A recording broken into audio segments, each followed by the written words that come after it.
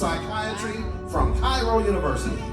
She is an author and a TED Talk speaker who was nominated for the 2018 and 2019 Women and Council Awards and has appeared multiple times on nationally syndicated radio stations like 1100 AM KFW News Radio. Her current clients list include governments, agencies, public utilities, nonprofits, healthcare and educational organizations, and she is the founder of Sahar Consulting Limited Corporation. And reinvent yourself to greatness. Please join us in welcoming Sahar Andrade.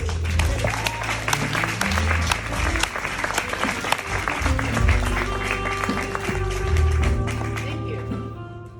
How are you all doing? Good. What about those awards? Love them. Congratulations, everyone. I have known a little girl that was different. She was like 25 pounds, heavier than everyone around her.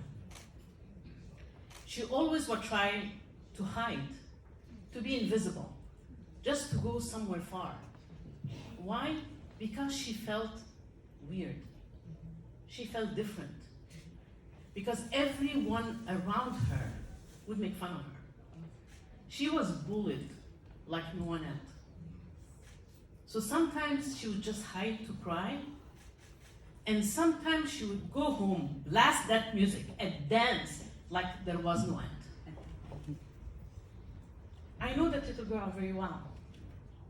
She grew up to be a successful entrepreneur, a good wife, a good person, and a speaker. And she will stand on a stage exactly like this one, talking to other people about success. That little girl is me. So let me take you to the beginning of the story. There is the beginning of the story. I am what they call a diplomatic brat. Every 4 years, we move to a new country. A new country, people, not a new zip code. Not a new state, not a new city, a new country. Every country has its own sets of rules, of culture, and sometimes different language. And again, I would always be that new kid on the block. I would be the kid, the strange kid that acts in a different way. I never fit in the picture of the cool kids. Of course, that pushed me more to become invisible and hide. And I didn't want to get attached, even as a friend, to someone else. Why would I? I'm gonna leave in 4 years, and I'm gonna leave them behind. I will never even know who they are again. And that only grew up feeling in me of loneliness, abandonment, and never belonging anywhere. It got me depressed at a very young age. So how did I manage my depression? Of course I ate, and I gained more weight. And I found myself in these boxes that the society put us through. The strange kid, the fat kid, knowing that I grew up in a culture that didn't necessarily value girls or women. They look at the girls as like, doesn't really matter. Education, no education. They're gonna end up married and having kids anyhow. So why bother? I was just fortunate enough to grow up in a family that valued daughters and sons the same way, that believed in education. And let me tell you, that's not normal. That's different from the environment that I come from. I knew since growing up, with my instincts, that the only way to have power and to be respected, because I wanted somehow kind of revenge about what I was going through, is to be an engineer, a lawyer, or a doctor. I hated math and I hated geometry. And I didn't think I would be a good lawyer. So Because my parents also put in my head that the best way to be is to be a medical doctor, I was an A+ student all my life, beside of all that. I went to medical school. By the 3rd year of medical school, I knew that I was just so miserable. And I could not understand, how can I, just pleasing the people that I mostly love, be so miserable?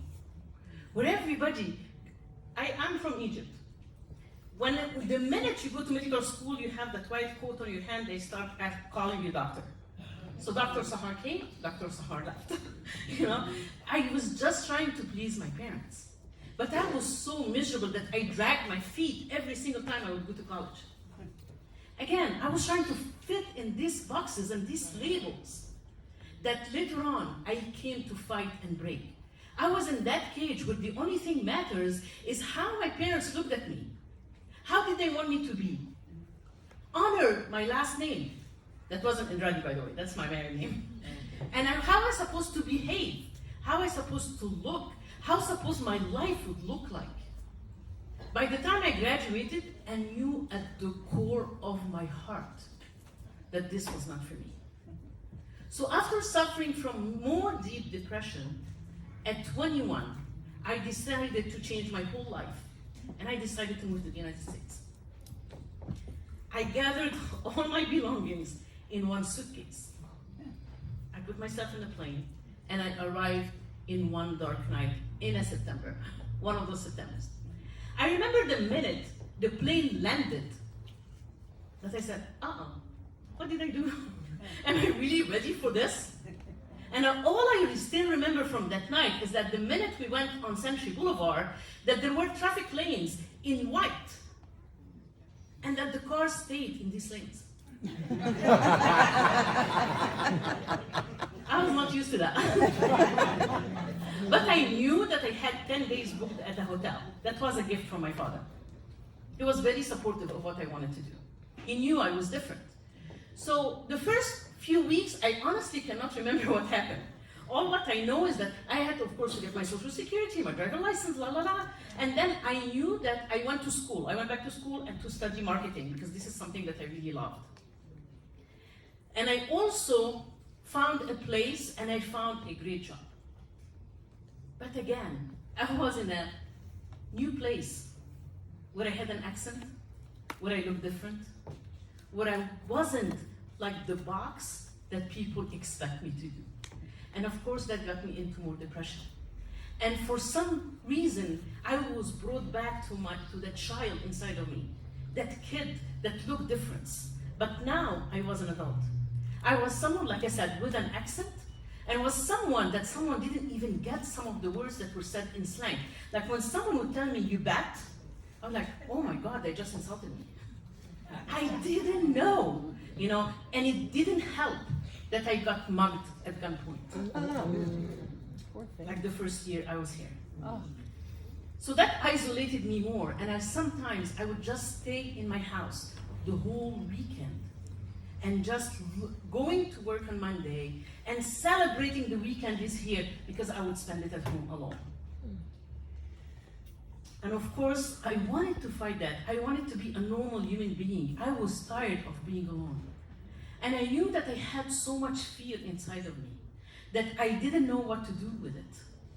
But I didn't know at that time that numbing my fear, trying to look like I have that courage on the outside, will numb all the good feelings at the same time. What was left inside of me is shame, guilt, and anger. So I really never had really any good friends around me. And obviously I was single. And I got upset at people sometimes because I had a short temper at work, to the point where I almost lost my job. Not only that, but I always would go with the money I have on shopping sprees that were crazy, things that I didn't know, because it was like, it replaced somehow the food. To the point where one day, I only had $5, and I had a cat, and I didn't know, should I feed myself or should I feed my cat? And I chose to feed my cat. For some reason, I even didn't find a reason for me to keep living. And when I reached that low very point of my life, where I started asking myself, was there a reason for me to live here? By the grace of God, somehow something came inside of me and told me, listen, you graduated from medical school. You cannot be a failure. You moved to a new continent. You cannot be a failure. You achieved so much in your life. You cannot be a failure. So I started looking at my life in a certain way. I actually started taking responsibility for everything that happened into my life. It was simple. I was overweight because I ate a lot. I was on my own because I didn't open myself up to meet people and to get to know people. I stayed with those feelings of abandonment, and I stayed with those feelings of non-belonging. But I did this to myself because it reminded me of that little kid. So why? Because I stayed too long in my past. I was present in my past. So I tried, no matter how hard in the beginning, I tried to free myself, it didn't work. Until one day, like I said, I just took responsibility for everything that I have done. And I decided to become visible. I knew I was overweight, but I started not to really care about it, at least on the surface. You know, fake it till you make it? So I faked it till I became it. Not only faked it till I became it. I believed that in something like, I'd rather meet someone and love them even if I get hurt than not to love at all. Empowerment comes from us taking responsibility for everything in our life. And guess what? A month later, after opening myself up, taking responsibility for everything, accepting everything, I met the love of my life in a Starbucks. Next month is our 20th anniversary. He's not Egyptian. He's not from the Middle East. He's actually a Hispanic. You know, an American Hispanic, fifth generation here, and we come from totally different background. Talk about different communication style. But we overcome all that because there was love. There was communication. Like, I was so happy with the couple that was here, honoring them. I honor you. Because I understood what they said, the communication, when she said, I thank him and he bowed to her. This is what love is. It's not easy. And sometimes you will have difficult time, but it's about the compromise and the responsibility that you take of that marriage. I excelled at my corporate jobs, but I was so happy getting married. I was in peace. But of course, life is not always great, right? So the first shock of my life was in 2006, where the biggest love of my life passed away. My father passed away. He was my rock. He was everything I wanted to be. And he passed away suddenly. And it broke my heart. And till now, I still have a void space inside of me. At the same time, my baby sister, that was a medical doctor too, with a PhD, was diagnosed with cancer, liver and breast. And they gave her 1 year to live. She had just given birth to a little boy. She had 2 boys. She looked at them and she said, I will not die till they know who I am. She kept fighting for 5 years. 5 years. When she was drifting away, she looked at me and she said, I did not give up. My body gave up on me. It was one of the biggest lessons of my life, that you need to value the moment. You need to value the people around you and love them and embrace them, because you don't know what's going to happen tomorrow. And keep fighting for what you believe, because there is a way to achieve your dream. I looked at my whole life that day, and I looked at all the hurt and pain and tears that I had all this year, but I also looked how blessed I was. Every 4 years in a country made me the renowned diversity consultant and cultural competence consultant that I am today, to the point where I even consulted for a documentary on Netflix. It made me value people for who they are, not who I want them to be. It made me non-judgmental. It made me accepting people. And accepting the loss that I suffered made me humble. Made me even love more the people that are around me.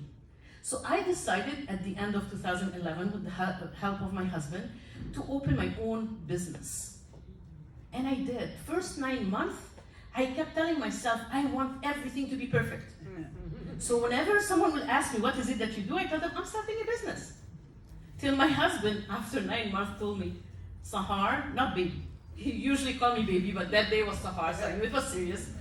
He goes, you have a business. You're not starting a business. Act like it. Don't you hate it? Yeah. Listen, know it all. And I actually, from that day, that's the push that I needed. And I started my business. And again, everything after that was history.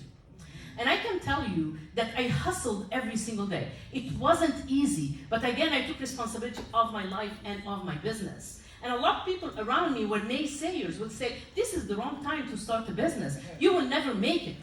You know, and of course, all these insecurities inside of me came back. Who do you think I am? Do I know what I'm doing? People are gonna make fun of me? You know, I'm gonna fail flat on my face, but I kept pushing with the help of my husband. And by the middle of the second year, going to the third year, I got my first 6 figures. Wow. By myself. Awesome. And now I have 2 businesses. I'm an author. I was named by the LA Business Journal a national authority in diversity and human capital. I have been on radios, I have been on shows, and I also won the Woman Advocate Award, which was very dear to my heart, as well as a woman breaking barriers.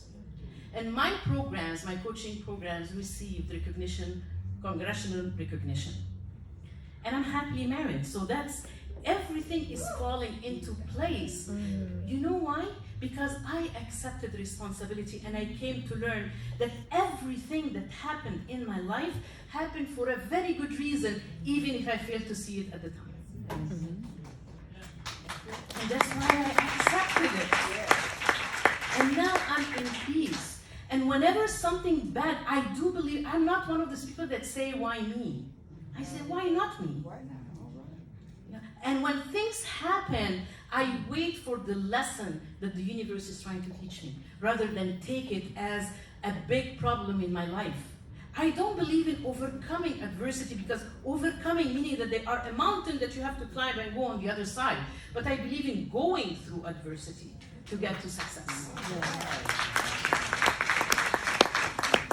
I came to believe that I'm not my fears, but I only experience fear. I'm not my thoughts, but I'm only aware of my thoughts. I'm not even my body, but I'm the being that experiences inside of my body. Yes. What's holding us back is not failure, fear of failure, but it's actually the fear of ridicule. Because somehow our brain tries to protect us, and we always have that feeling that, what if I fail? What if something bad is gonna happen? I come from a culture when they laugh, they say, oh, may God bring something good, not something bad. They are even scared of laughing. Oh my. I learned that overcoming fear is like working your muscles, your biceps over time. And I know the more I do, the more I'll become successful. I know that at the beginning I'm not gonna be that good, because I'm still training myself, right? So the more I'll become good, the more I will not live in my past. But guess what? I don't condemn my past anymore. I embrace it. I love it. It's part of who I am. If I didn't go through what I went through in my life, I would not have been standing today here speaking to you. I embraced it. I learned that whatever anyone says about me is none of my business.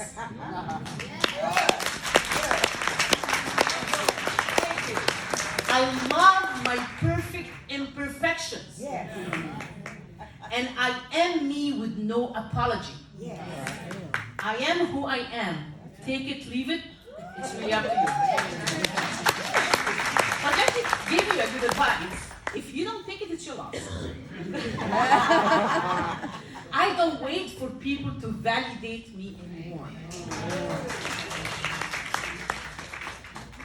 I am my own way, and I am the woman that I am. So my question for you, how present are you in your past? I want you to think about that. I want you to close your eyes for a second and imagine a world where every little girl, every woman has a voice, has the freedom to do what she wants to do, with no chains, with no rules, with no control. Because it's not normal like we have it here. How will that word feel? Let's empower ourselves and empower others by giving them the power back. You don't bestow empowerment on people, but you give them their power back so they can take the responsibility back. So let's stand up for them and with them.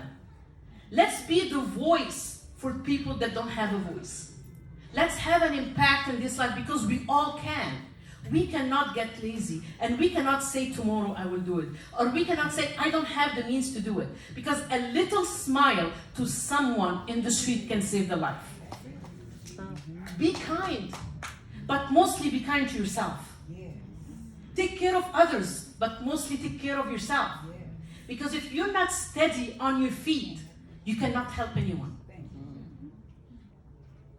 I leave you with a lot of love. This is the reason why I do what I do every day. I try to be that impact. I try to be that power behind people that need it. And I try to be that voice for people that don't have it. My name is Sahar Andrade, and sometimes they call me the fear whisperer. Thank you for having me.